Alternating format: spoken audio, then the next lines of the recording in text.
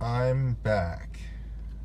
I've decided to resurrect my channel that I purged from the internet and decided to give this another go.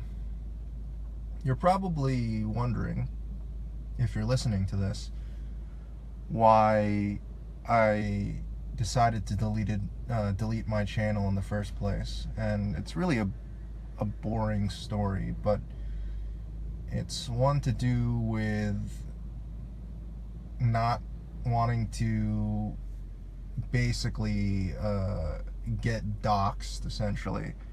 Um, kind of paranoia on my part, but I've made a couple of commitments. Commitments. That's the best way I can describe it in my personal life, and it's just put me in caution mode when it comes to putting out videos on the internet. But for the most part, that has subsided, and so I decided, why not start the YouTube channel again, you know? So today's video topic, let's talk about what I call the Year of Autism. The rest of 2017 and next year, more so next year, 2018, is going to be pretty pivotal for me. It's going to be a very make or break year for me. It's really going to change the course of my life. It's really a fork in the road. I can either knock it out of the park and put my life in a direction that would be stable and where I might even have a decent and lucrative career. Or I could completely fuck it up and I'll be basically where I am, but worse. Let's just say I don't even know where I'd be. It'd be a pretty grim situation. It wouldn't be the end of the world, but it'd be pretty shitty.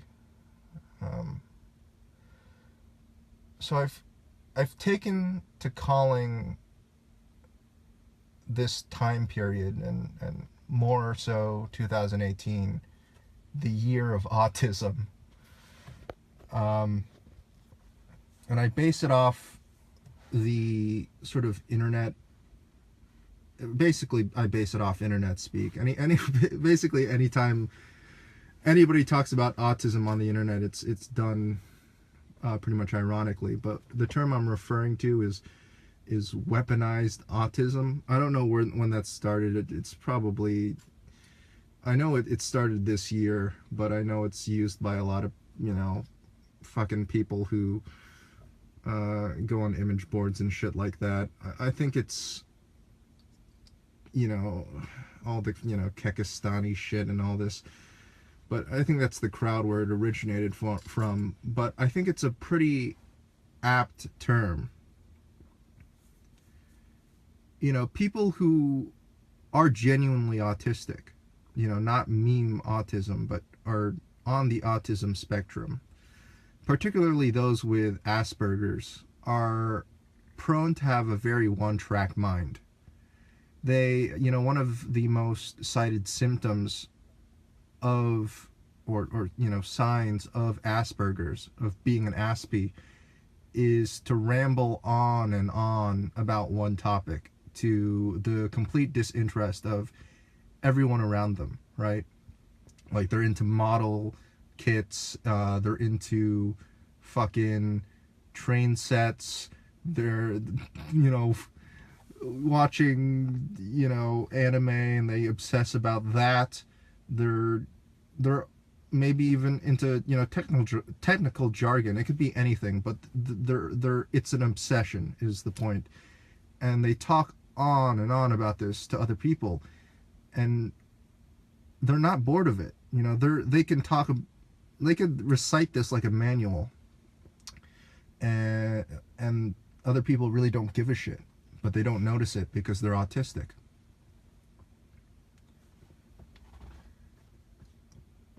And where the weaponized part comes in of that term, right? I just described autism, pretty self-explanatory. But where the weaponized part comes in is that although in most contexts being autistic is probably a crutch, you know, being socially inept is seen as a bad thing. Being reserved, or being reserved to the point of being mistaken for an Aspie, is a bad thing, especially in a Western context, in Western culture. It can still be weaponized. It can still be put to use. There's power in being obsessed, in being one-track minded. Because although it can be derailed into something completely useless or meaningless, it can be directed towards something productive. You know, and in that, and when directed into something that means something, that can change something, it can be quite powerful, because what you have is someone who is obsessed, someone who will just doggedly just chase after something, not because someone told them to, but because that's how their mind works. You know, the autistic mind likes to work in this rigid cycle of habits, of just doing the same thing, of obsessing over this one thing. It's, you know, it just comes natural to them. So when you see a bunch of internet people fucking look up the coordinates of Shia LaBeouf's cabin in the middle of the woods and basically make, you know, a crazy A-list celebrity even fucking crazier. It is autistic and it's petty, but they did accomplish something, right? Like, it takes a certain kind of determination to actually fucking look up the coordinates to that shit and, like, actually put in the time to, like, drive this A-list celebrity down fucking crazy street. It's petty, but, you know, in some sense you can kind of fucking admire the dedication. So how do I segue this into my life?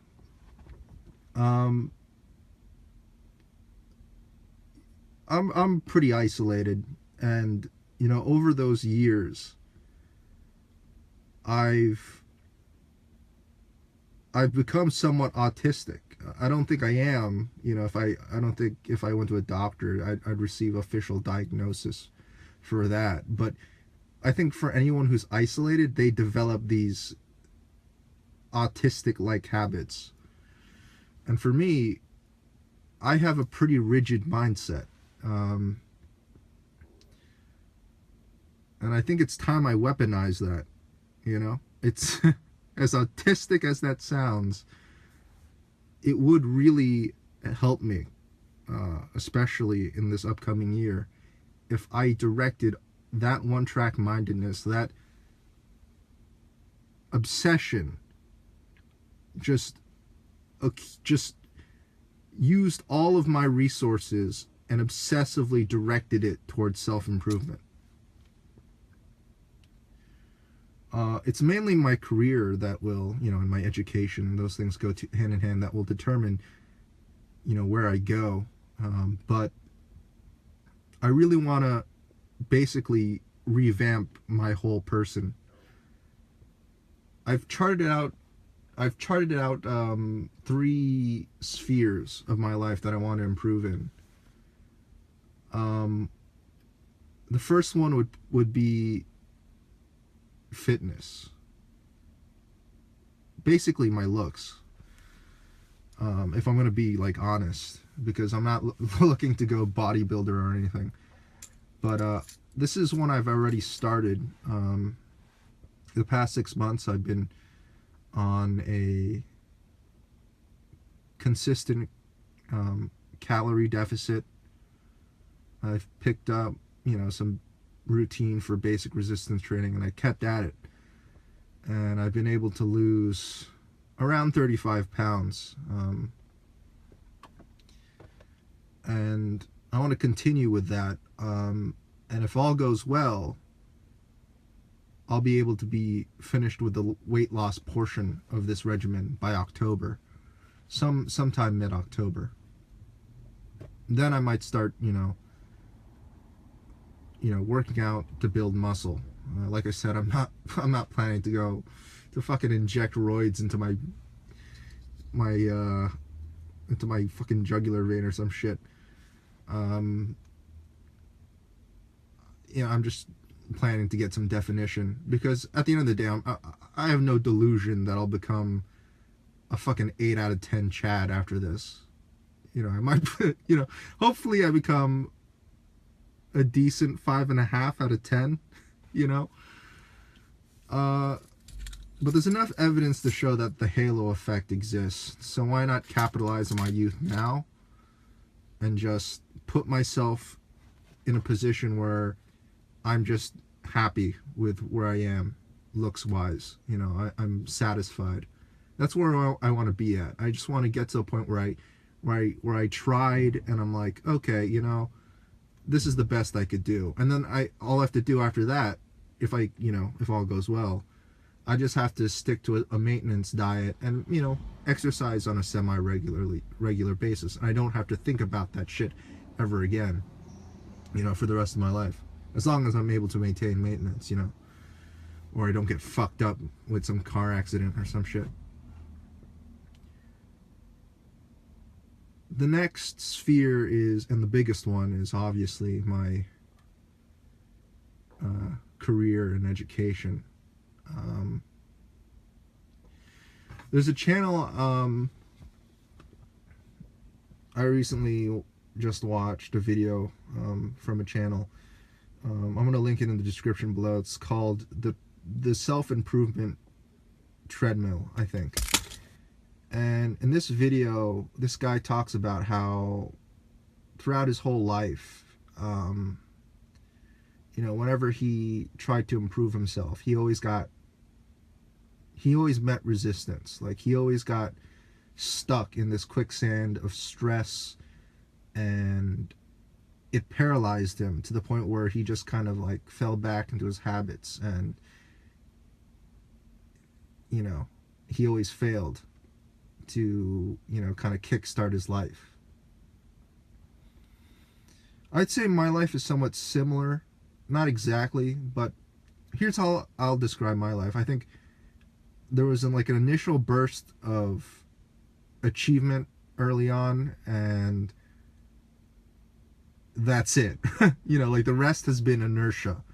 Like, my life has been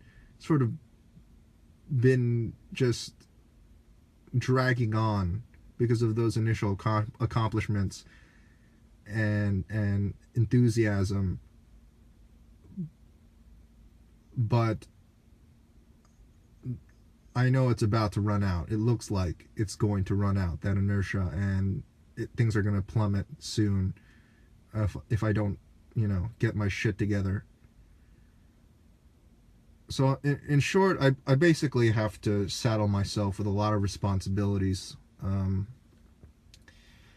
that I'm not used to. I've been in a neat-like state for quite a while. I say neat-like because I don't think I haven't gone full neat yet, but let's just say I've only been fulfilling the EET portion of the NEAT acronym.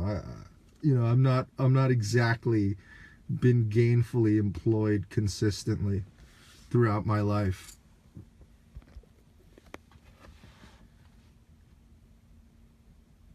And the last sphere, and it's the smallest one because I'm not putting much emphasis on this, is my personality. Now, this is the smallest sphere because I don't think it'll change. I always think I'll always be the same guy.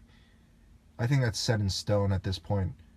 I read like some scientific, there's a lot of scientific evidence to point that your personality remains fixed once you reach your mid 20s, early 20s even, and it pretty much remains static, once you reach that point. So I'm really not gonna plan on like suddenly kind of like become a different person. I always think I'm gonna be the person I am now for the rest of my life to some degree. But I'm probably gonna have to become a little bit more normal. Not normie, but normal. I think there's a difference between normal and normie, and that's a whole different video topic.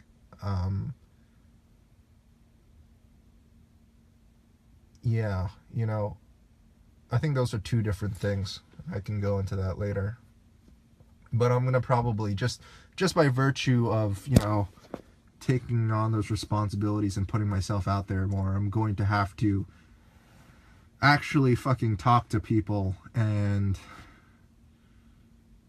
be a bit more sociable, a little bit more well adjusted, let's say. So yeah, and like I said, I'm just gonna have to redirect all my resources, like all my time, or a lot of it, to this self-improvement that I've cut out for myself, or I'm planning for myself. Like I said, I feel like this sounds melodramatic and all of this. It's easy to think that that once you're depressed, you start seeing all these things in like this sort of like all or nothing thinking, like if I fuck this up it's all over, and if I succeed I'll reach salvation. But I really think this is the case in my life. I've talked to enough people to get a sense that this is actually the case, and they've said so as well. But like I said, I don't know many people, but that's the sense I get, that this is going to be a make or break year for me. And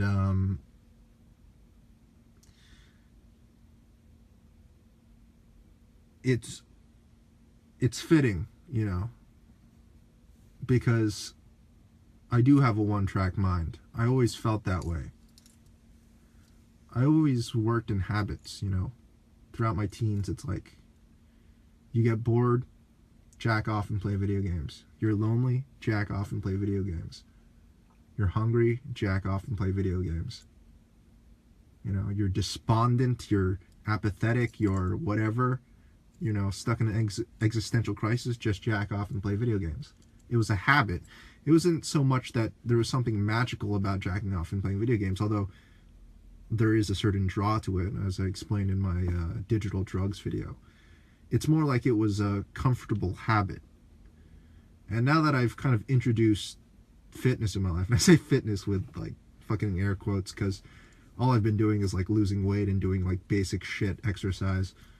But maybe once I hit October I might, things might start getting a little bit more serious. It's been stuck, like now the replacement to the video games and jacking off is just doing the resistance training. It's instead of like jacking off and playing video games, it's now you're bored, work out. You're hungry, work out. You're apathetic, work out. And it's become hard to detach myself from that habit now. Like I notice that I just sort of like drift off into sort of like autopilot, and I'll just pick up the weights in my room and just go through my basic routine. It's hard to rip yourself out of that habit once it's stuck, once that rigid, strict habit is set.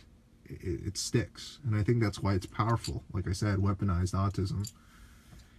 And I think normies don't think that way. Well, you know, that's not entirely true. I think most people are habitual creatures. But I think what sets me apart from like normal people is that since I'm so isolated, you know, I basically have no social life.